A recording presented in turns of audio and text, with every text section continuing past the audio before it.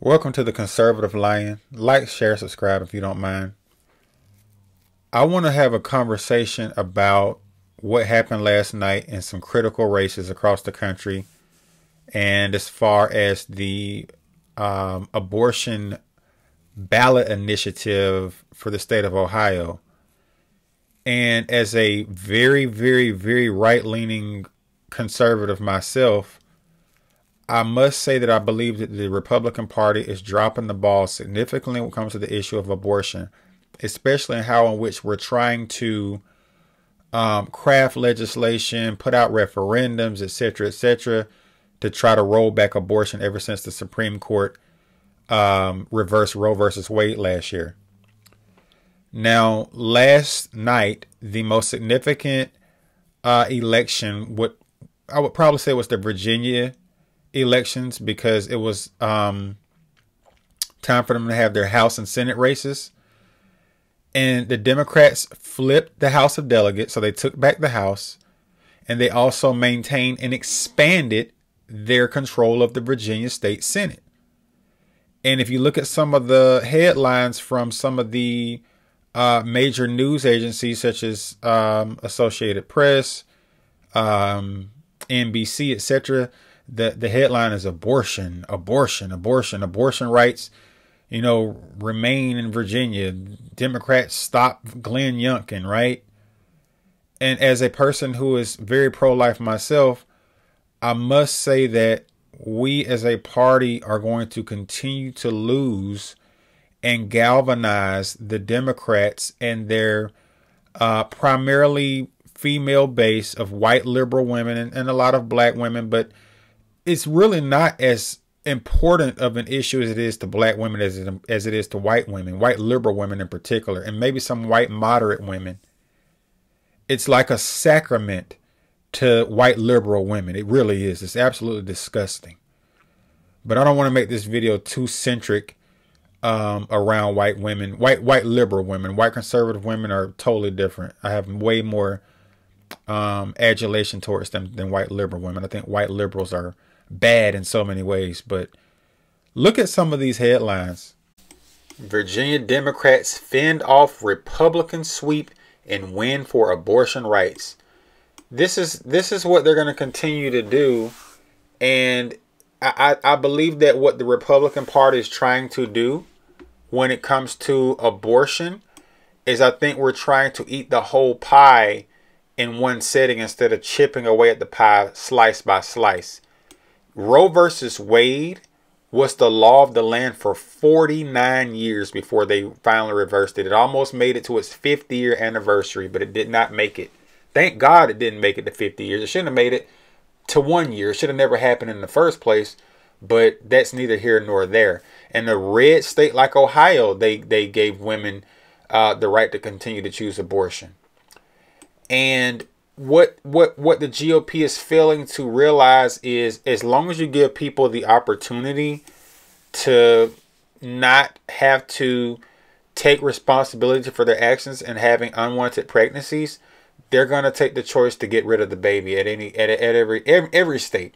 This measure will probably pass in every state.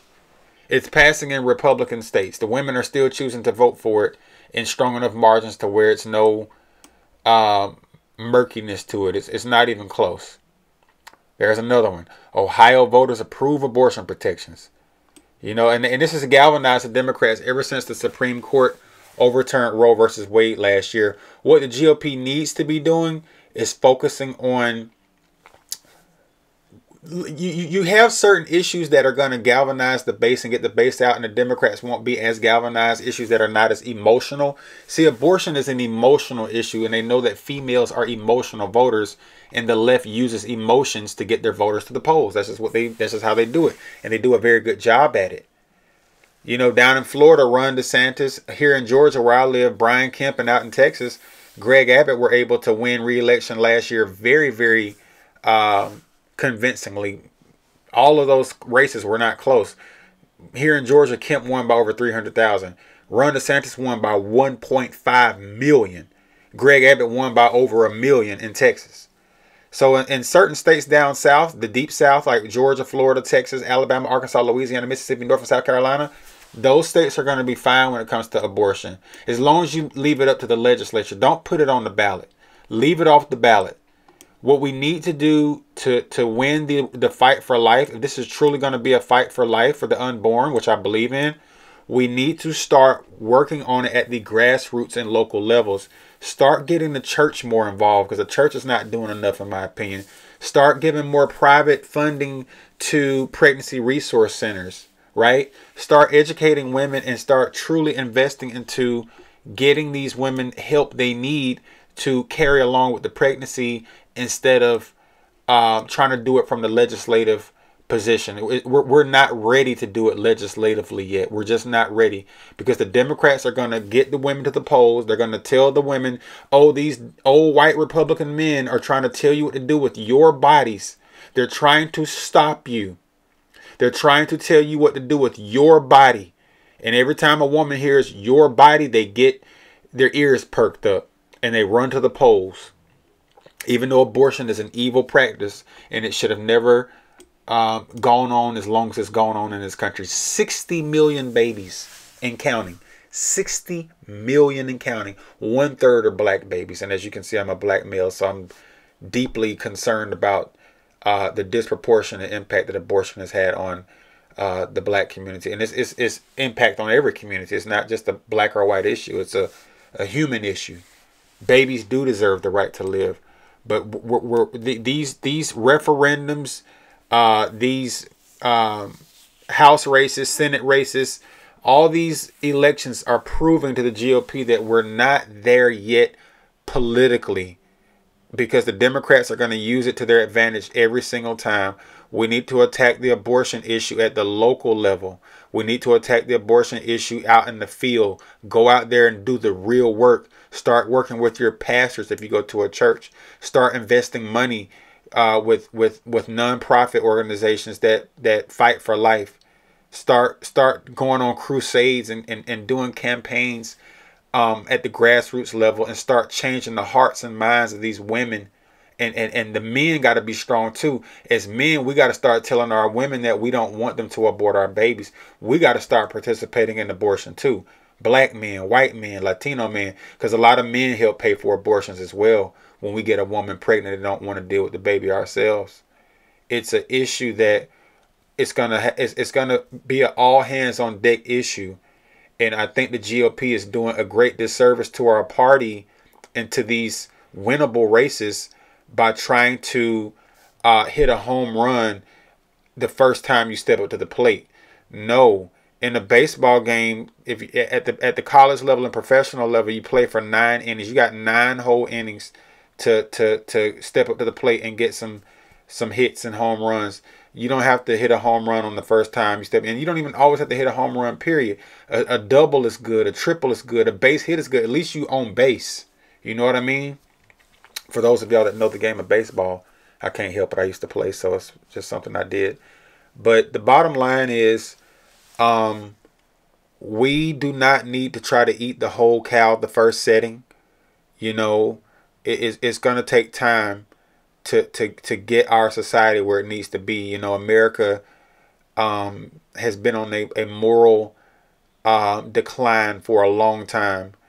And abortion is just one of the many symptoms of our moral decline. And we're not going to win the abortion issue overnight. It's more states that allow it than not.